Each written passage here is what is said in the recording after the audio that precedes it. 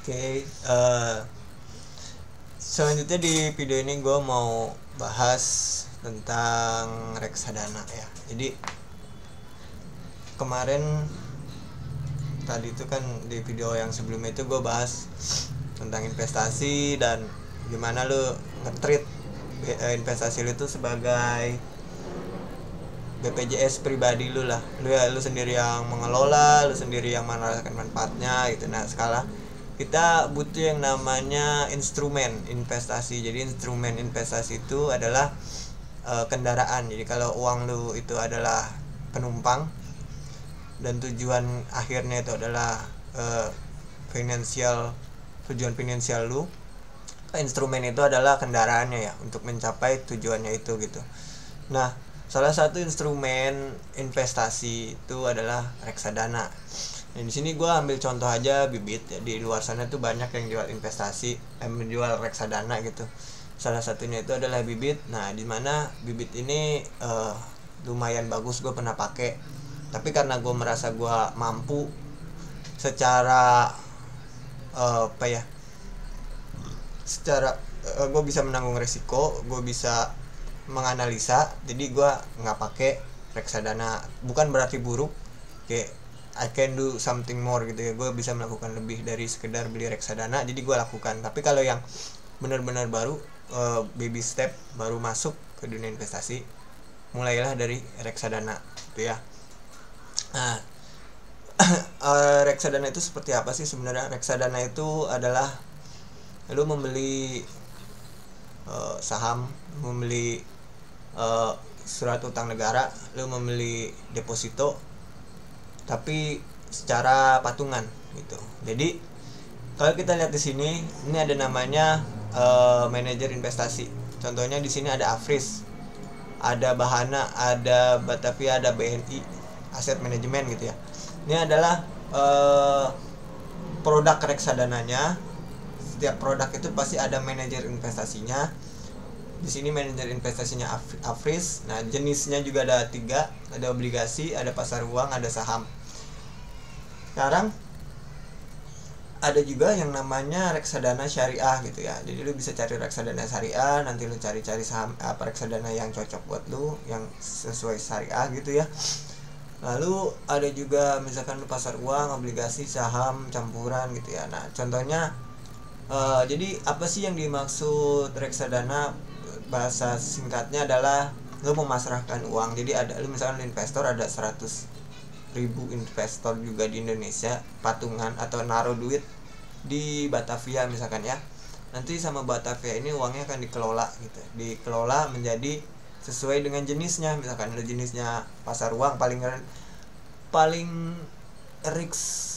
risikonya yang paling rendah itu adalah pasar uang gitu ya. Karena pasar uang itu di balik layar uang-uang investor itu oleh manajer investasi akan dibelikan deposito gitu.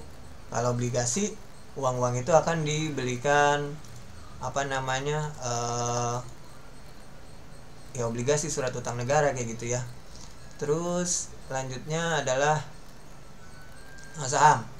Kalau saham udah jelas, uang-uang itu akan dibuat patungan membelikan saham. Nah, saham-saham apa aja yang dibeli itu tergantung dari produknya. Misalkan di sini IDX 30, berarti ini hanya mengacu pada indeks 30, IDX 30 daftar sahamnya.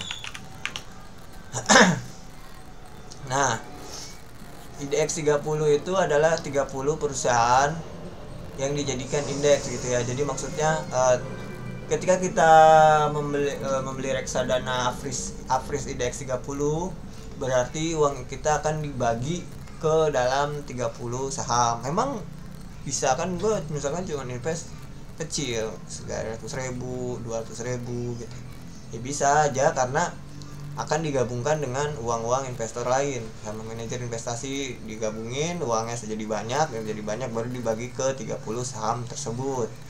Ada juga ada juga misalkan saham Blue Sapphire. Misalkan nanti kita klik di sini, nanti dia ada prospektus. Terus nanti di sini ada alokasi aset, kasih efeknya apa. Jadi nanti saham-saham yang dipilih sama si Afris Nah, ini saham-sahamnya seperti ini. Jadi itu produk-produk reksadana saham itu nggak semuanya sama gitu ya. Kalau ini berarti dia lebih ke aktif investor. Jadi ya, maksudnya aktif apa? Nanti daftar saham yang ada di sini akan berubah-berubah gitu ya. Ada yang masuk, ada yang keluar, tapi intinya adalah uang kita itu akan dibagi ke dalam saham-saham gini. Kalau kita cocok dengan kayaknya ini daftar sahamnya gue cocok nih, ya udah lu beli reksadana itunya aja gitu. Tapi kalau lu nggak punya preferensi, kayak lu nggak punya pendapat sendiri tentang apa saham yang bagus, lu mendingan beli saham yang indeks. IDX itu indeks gitu ya. Terus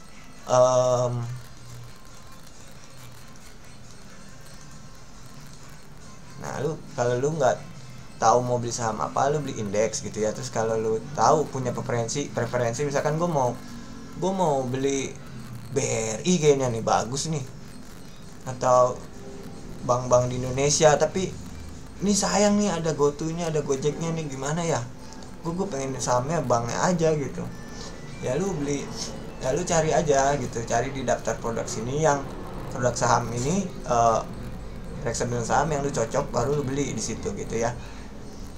Terus selanjutnya adalah, nah di sini adalah return ya. Jadi return di sini jangan dijadikan patokan gitu ya. Contohnya return ini kan rata-rata. Jadi selama 1 bulan returnnya berapa, selama 5 tahun returnnya berapa gitu. Tapi jangan dijadikan patokan. Yang dijadikan patokan adalah underlyingnya itu gitu. Ketika lu membeli reksadana saham, membeli reksadana pasar uang, itu uang lu dialokasikan kemana gitu. Itu yang lebih penting daripada return ini, kan ini pasti akan berubah-berubah. Jangan berpatokan pada ini gede nih gila 10 tahun 81%, jangan gitu ya. Misalkan lu tertarik dengan returnnya aja, jangan gitu ya. Tapi lu harus matching dengan profil resiko lu. Maksudnya gini, lu sanggup gak sih melihat, misalkan lu investasi 2 juta gitu ya, lu sanggup gak sih melihat kalau suatu hari uang 2 juta lu tuh tinggal 1 juta gitu ya. Tinggal 1 juta itu hanya unrealized itu berarti kerugian yang belum terrealisasi. Di nilai lu 2 juta jadi 1 juta, tapi belum pasti bahwa uangnya tinggal 1 juta gitu. Beda dengan ketika lu belanja ke supermarket, lu bawa 2 juta, pulang-pulang tinggal 1 juta karena lu udah jadiin barang gitu kan. Kalau ini unrealized berarti uang lu 2 juta kok minus jadi 1 juta. Belum tentu uang lu itu 1 juta itu, karena bisa aja naik jadi 3 juta gitu. Itu hanya unrealized, hanya sementara gitu ya. Kecuali emang ya balik lagi, kalau lu lihat reksadana saham dan saham-sahamnya lu nggak cocok ya, contohnya perusahaan-perusahaannya ini lu nggak cocok, baru lu jual aja. Udahlah, gue udah nggak cocok sama ini manajer investasi, dia ganti daftar sahamnya. Misal gue udah nggak cocok lagi nih, ada Gojek nih, apaan, gue nggak suka saham startup gitu, gue sukanya saham-saham PT yang udah mapan aja gitu. Lu jual rugi ya udah nggak apa-apa, itu baru berarti. Tapi lu ada reason, ada alasan kenapa lu mau jual rugi. Reasonnya adalah gue maunya bank, gue awal beli di Afris ini, nggak ada startup, adanya bank semua. Kok sekarang dia masukin startup, gue nggak cocok lagi. Nggak apa-apa lah gue rugi, daripada itu kayak menyalahi insting lu. Jadinya ya lu jual rugi nggak apa-apa gitu ya, karena emang udah nggak sejalan dengan awal lu beli. Itu boleh, it's okay gitu ya. Tapi jangan karena lu lihat harganya turun ya, lu beli di sini terus harganya turun gitu kan, otomatis uang lu juga unrealized profit tuh jadi dari misalkan 2 juta jadi tinggal 1 juta. Lu panik, udahlah ini. Tapi padahal di sini dia tetap megang saham-saham yang sesuai sama lu, kayak bank gede di Indonesia. Ya ngapain lu jual? Emang perusahaan itu pasti akan naik dan turun gitu. Perusahaan itu pasti akan yang namanya mengalami pendapatannya lagi banyak, pendapatannya lagi sedikit, lagi penghematan, lagi buka cabang di mana-mana, itu wajar gitu, selama ini daftar sahamnya ini benar-benar perusahaan top yang lu percaya, it's okay gitu. Tapi kalau tiba-tiba dia masukin saham-saham yang lu nggak cocok, ya udah lu out gitu. Gue nggak ikutan lagi nih manajer investasi ini, gue udah nggak ikutan lagi, gue mending udahan gitu ya. Nah, itu reksadana saham.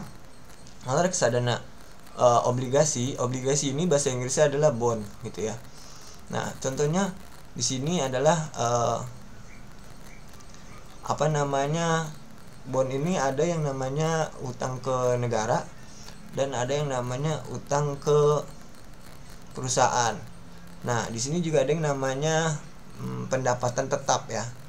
Jadi kalau lu lihat pendapatan tetap atau fixed income bahasa Inggrisnya itu sama dengan obligasi. Kenapa? Obligasi karena obligasi itu sifatnya adalah hutang gitu.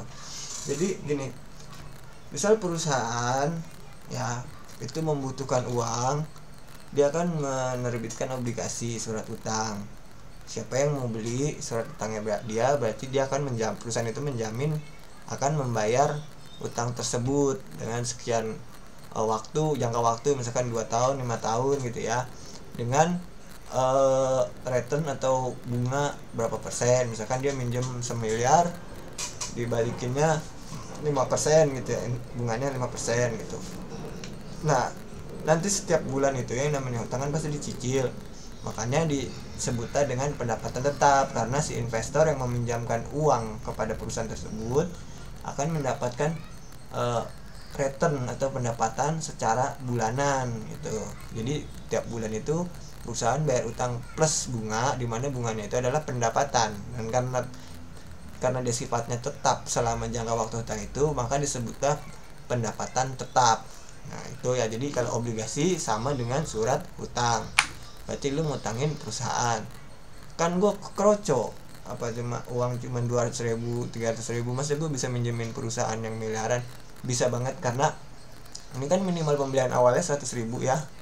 Itu artinya 100.000, dengan uang 100.000 kita bisa meminjamkan uang ke, misalkan di sini nih Indah Kiat tuh, Integra, Indo Kabinet, Wijaya Karya gitu ya. Karena uang kita tuh digabungkan dengan uang-uang orang lain, investor lain gitu.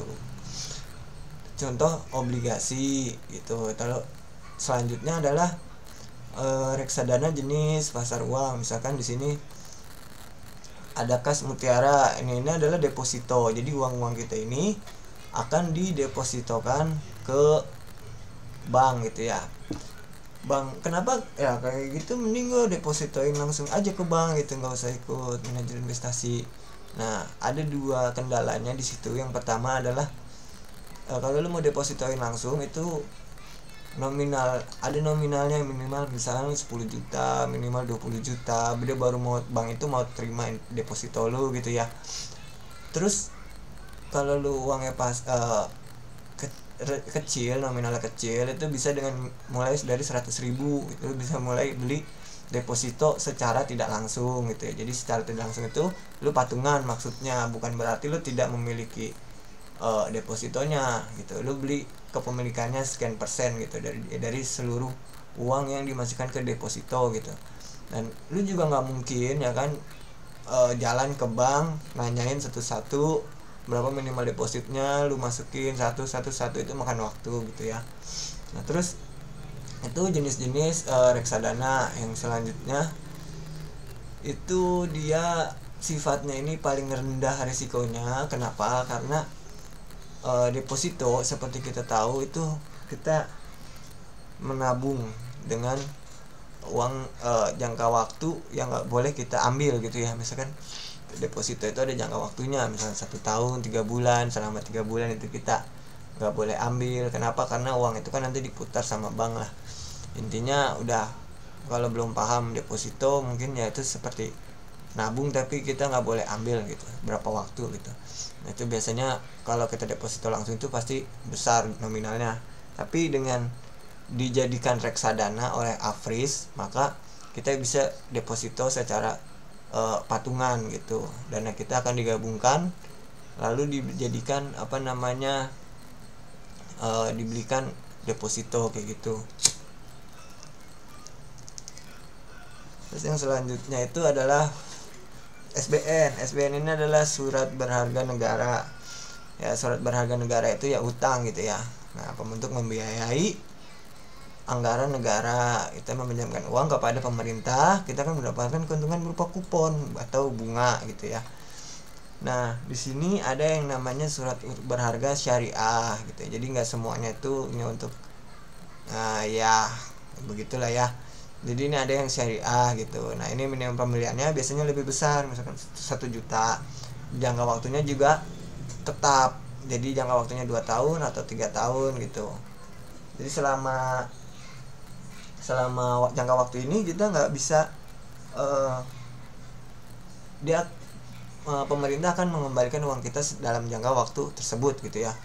Terus di sini juga ada waktu pencairan. Kalau ada yang bisa dicairkan lebih awal, ada yang bisa dicairkan sesuai jatuh tempo. Misalkan obligasi retail ya, obligasi retail Indonesia ini jangka waktunya 3 tahun, waktu pencairannya sesuai jatuh tempo, berarti baru bisa diambil uang kita itu nanti 3 tahun kemudian gitu ya.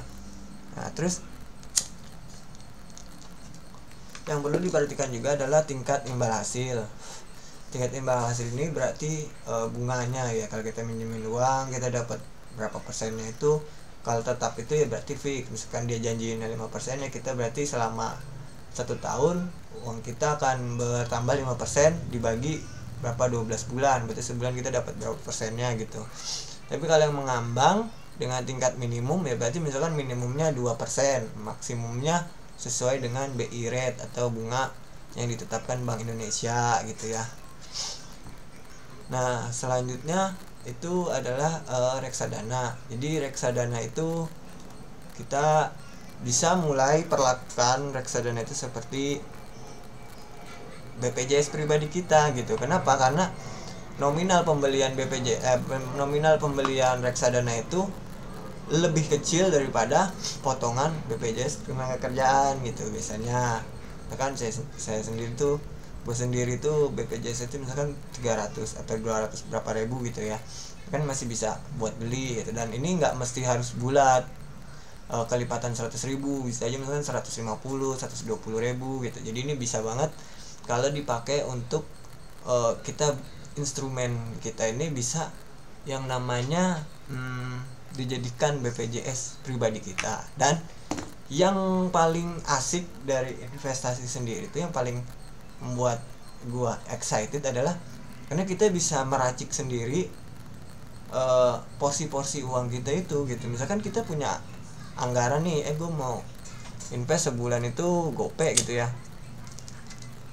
Itu nggak mesti kok lu harus beli satu doang, nggak mesti harus beli pasar uang doang gitu.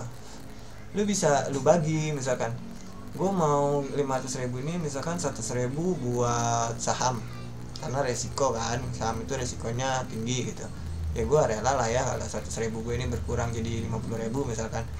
Nah, berarti yang pasar uangnya ini misalkan 200 ribu, obligasinya 200 ribu, itu bisa gitu, itu bisa banget. Jadi nanti kita racik sendiri mau. Terus gue juga kayaknya lebih percaya sama, kalau untuk saham gue percayanya sama si Afris nih. Tapi kalau misalkan untuk obligasi gue lebih percaya sama BNI misalkan. Ya bisa juga digabungin juga, jadi kita bisa meracik sendiri, itu enaknya di situ gitu ya. Terus yang paling penting adalah dilihat di sini bahwa ini sifatnya fluktuatif ya. Nah, ini jadi yang disebut risiko itu sebenarnya agak misleading, atau misleading itu ambigu gitu ya. Jadi resiko, misalnya kita di sini investasi 500 ribu kemudian jadi misalkan 300 ribu, bukan berarti uang kita tinggal 300 ribu loh, tapi nilai dari reksadana yang kita beli jadi 300 ribu karena kepemilikan kita tetap tidak berubah. Jadi kalau kita misalkan di sini punya kalau misalkan anggaplah ini satuannya kilogram gitu ya, misalkan kita beli di sini 10 kilogram, di sini tetap 10 kilogram, hanya saja harga dari 10 kg itu berkurang, tapi barangnya tetap 10 kg. Ketika barangnya naik, berarti ya tinggal kita kepemilikannya sama, tetap 10 kilo, harganya yang naik, kayak gitu ya. Jadi kalau disebut resiko itu ya kalau kita jual di harga paling murah, ini kita jual karena panik, karena butuh uang, karena ada kebutuhan mendadak, barulah itu jadi kerugian. Selama kita nggak jual, itu tidak akan jadi kerugian gitu ya. Nah terus ada lagi salah satu keuntungan membeli secara rutin adalah kalau kita lihat pergerakannya ini dari bulan ke bulan, itu dia kan naik turun. Jadi kalau misalkan kita beli di setiap tanggal 5, misalkan kita mau beli tanggal 5 di harga 1110, kemudian bulan depannya juga tanggal 5 lagi, pas lagi harganya lagi naik misalkan, ya itu berarti nanti kita terus beli lagi di bulan Juli harganya rendah, nanti kita dapat rata-rata gitu. Jadi kalau kita beli berapa itu nanti kita dapat, kita total kita beli di harga berapa, nanti kita harga rata-rata kita jadi kira-kira di tengahnya sini gitu ya. Itulah kenapa keuntungan ketika membeli rutin. Jadi apapun yang terjadi, bagaimanapun tampilan grafiknya pada saat itu kita harusnya beli, ya beli aja gitu. Jadikan sebuah kebiasaan. Nanti ketika sudah berjalan, kita akan dapat harga rata-rata gitu. Kalau kita pas lagi harga tinggi, berarti kita nggak dapat 10 kilo, misalnya kita dapat 9 kilo. Kalau pas lagi harga rendah, kita nggak dapat 10 kilo, kita dapat 15 kilo karena harganya lebih rendah gitu kan. Nah nanti ketika dihitung-hitung kita ada berapa total nih, berapa kilo atau berapa ribu saham yang kita punya gitu. Nah nanti harga satuannya itu berapa, itu kita rata-rata. Jadi rata-rata kita nanti tidak mengikuti grafik ini gitu. Makanya jangan sekaligus banyak beli di saat yang tinggi gitu ya. Pas jatuh itu harganya pasti sakit, dan ketika sakit begini duit kita udah habis, udah buat beli kemarin nggak bisa beli lagi gitu, padahal ini harganya lagi bagus nih gitu ya. Kayaknya lebih baik rutin. Jadi kapanpun itu pada saat tanggal 5 beli ya beli gitu, tanggalnya kapan terserah gitu ya. Terus juga jangan terpaku membeli itu, oh ini gue lagi turun, gue tunggu naik aja deh kabar gue beli gitu. Jangan, nanti lu kalau kayak gitu memperibet diri lu sendiri dan akhirnya tidak merasakan manfaat dari reksadana itu sendiri gitu. Kalau emang lu mau kayak gitu, langsung aja trading gitu. Ngapain pakai kalau emang lu mau prediksi grafik, ngapain lu pakai reksadana gitu kan? Tujuan dari reksadana ini adalah untuk orang-orang yang tidak tidak advance atau tidak mampu menganalisa grafik. Jadi karena dia kemampuan analisa grafiknya ini tidak ada gitu ya, jadi ya udah pasrahin aja, setiap bulan segini dikelola sama dia, pasrahin segini. Jadi kapanpun itu naik atau turun, ya langsung aja beli sesuai tanggalnya gitu, nggak usah kita memperibet diri sendiri kayak gitu. Nah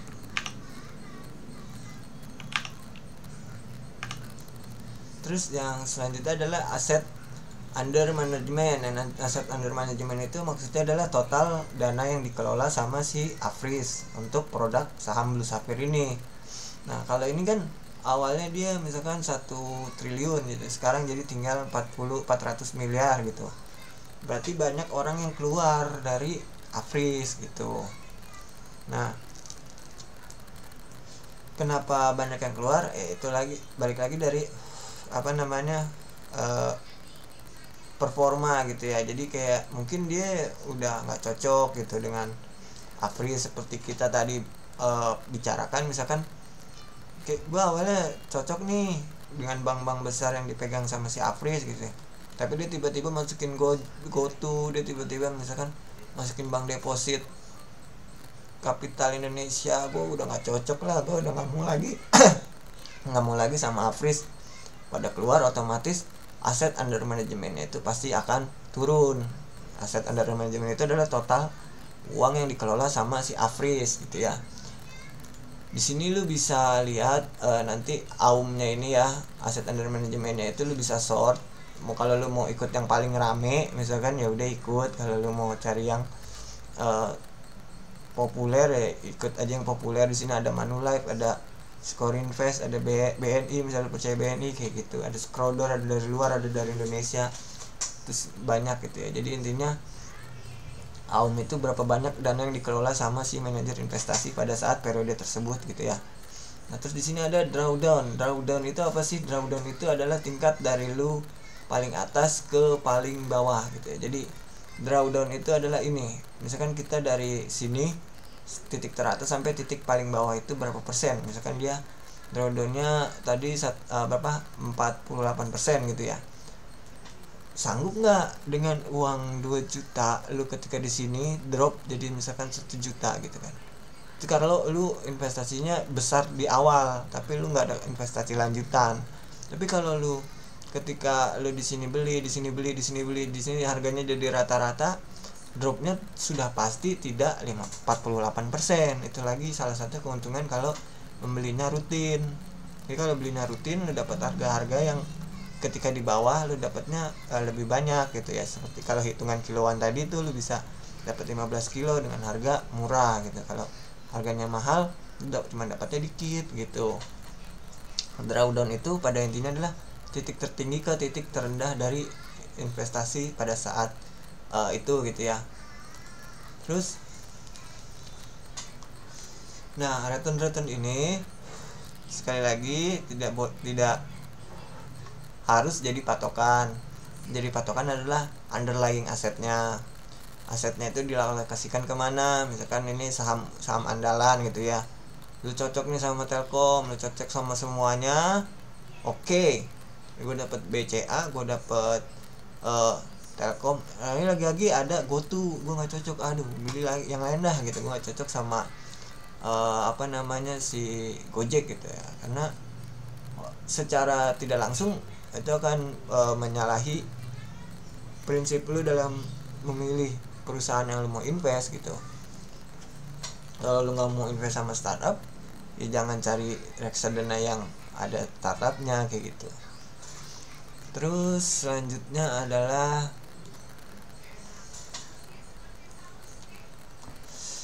syariah ya. Jadi syariah ini sama seperti produk pada umumnya, hanya saja bedanya di sini kalau saham dan ada syariahnya berarti biasanya sahamnya ini yang dibeli perusahaan-perusahaan non banking, ataupun kalau ada banking pasti bank yang syariah gitu. Terus biasanya dia untuk sektor-sektor kayak konsumsi kayak makanan, terus kayak besi, kayak tambang kayak gitu kan. Itu kan syariah dalam arti dia syariahnya di sini maksudnya perusahaan tersebut tidak melakukan banking dengan riba yang konvensional kayak gitu ya. Hanya saja dengan riba yang diperibet oleh bank syariah mungkin ya. Kurang tahu juga saya. Nah, untuk obligasi dan pasar uang ya kurang lebih sama lah. Intinya syariah di sini bisa cari sendiri bagaimana hukum syariah yang sebenarnya. Tapi pada intinya ada dua macam kayak gitu ya, yang syariah dan non syariah. Oke, kayak gitu aja Pak. Jadi intinya kita ringkasan kita hari ini adalah si bibit ini bisa kita jadikan instrumen. Jadi kalau kita ada rencana mau bikin BPJS sendiri, mau punya dana BPJS sendiri, mau kelola BPJS kita sendiri, kita bisa mulai dari yang paling mudah adalah reksadana kayak gitu. Oke, terima kasih.